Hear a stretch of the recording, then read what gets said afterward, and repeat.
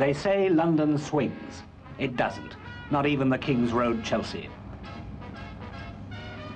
But here and there among the conformist fat cat crowds is a lean cat or two, looking like it might swing, given some encouragement.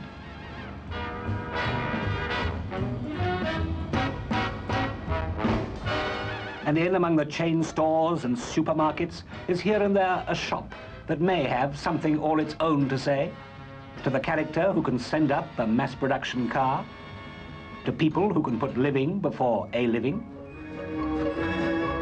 World's End means where the King's Road ends, which shows what the King's Roaders think of themselves. Granny Takes a Trip, the shop behind the face calls itself, and it's typical of the non-typical, conforming to the non-conformist image of the inn, what they used to call way out, and before that with it, and before that groovy, and before that hep, and what Granny herself would have called the very latest thing, my dear.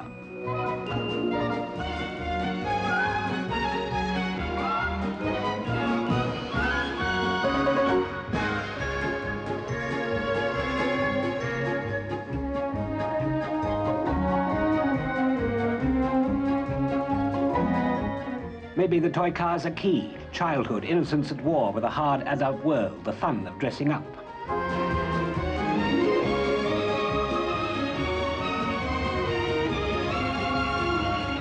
Hung on You, meaning both we sell clothes and we love you, which is good shopkeeping in any language.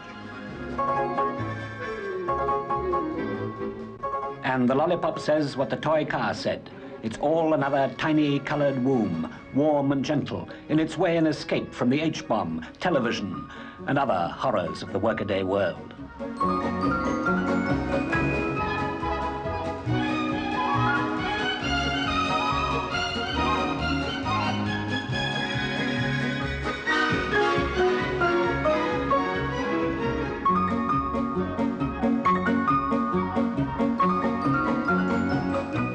In this King's Road that London is lumbered with stands, just, a collation known as the Antique Supermarket, and antiques can mean clothes.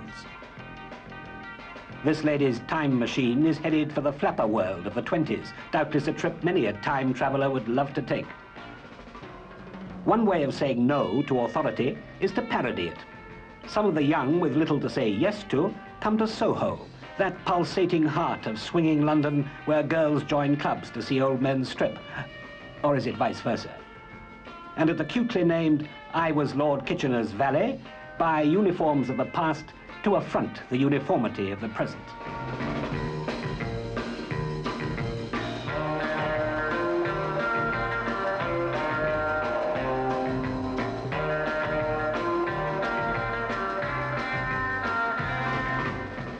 A street called Carnaby attracts those tourists who delight in the relics of Britain's past, Stonehenge, Brighton Pier, the House of Lords, but some natives are still seen, albeit heavily cloaked.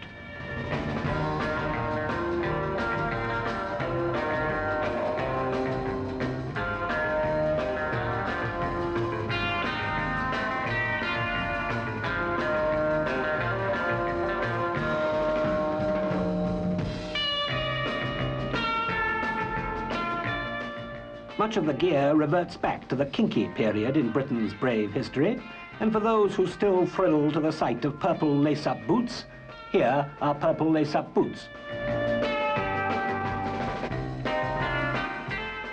In Carnaby Street, you can't tell the assistants from the customers. Anybody addressed as madam would probably sue for defamation of character.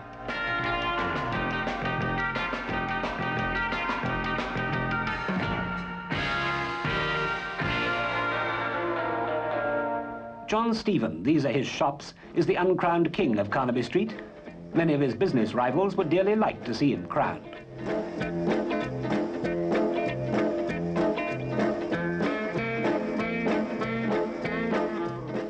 The return of the dickie, for the man who can't afford a clean shirt but won't admit it.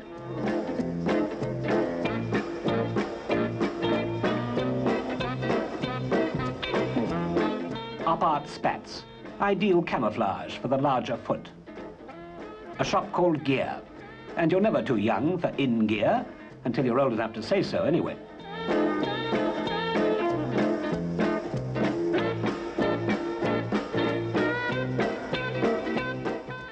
Meanwhile, back at the ranch, countdown King's Road, the tills click merrily on. For all the strangeness, these are clothes to be worn, to be bought and sold. These soft, music-loud caverns of the avant-garde can be misleading, for they are the work cells of revolution. Once upon a time, just a year or two ago to be precise, fashion originated in the haute couture salons of Paris, then spread downwards through society in ever-cheapening copies with one predominant theme. Shops such as this would have interpreted the mode, but no more. Now they originate, and so do a dozen others in a dozen styles owing nothing to Paris or anyone else.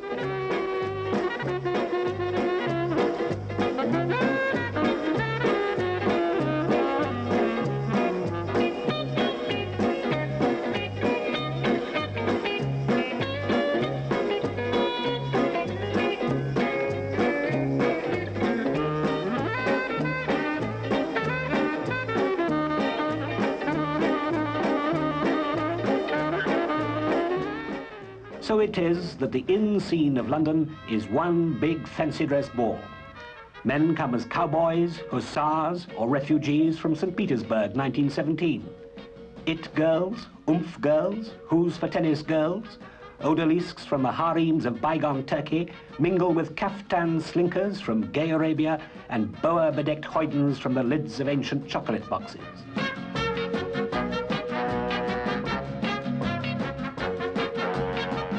A super charade of happy happenings, though it might be fun if some designer somewhere thought something up entirely new.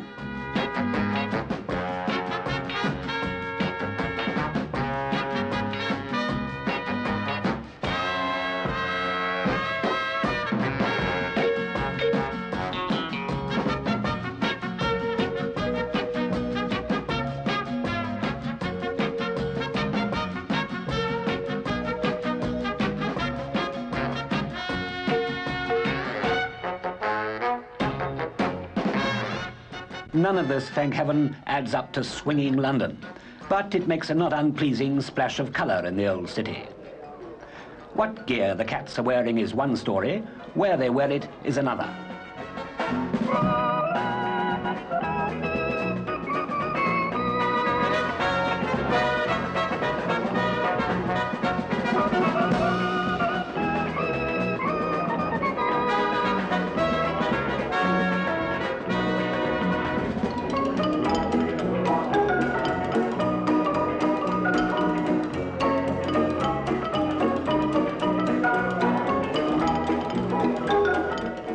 But whether here at Tiles, or here at the Bag o' Nails, or at Samantha's, or George's, or the Saddle Room, or any of the inn gaffs where they go, just don't take any of it too seriously, or you'll miss the whole point.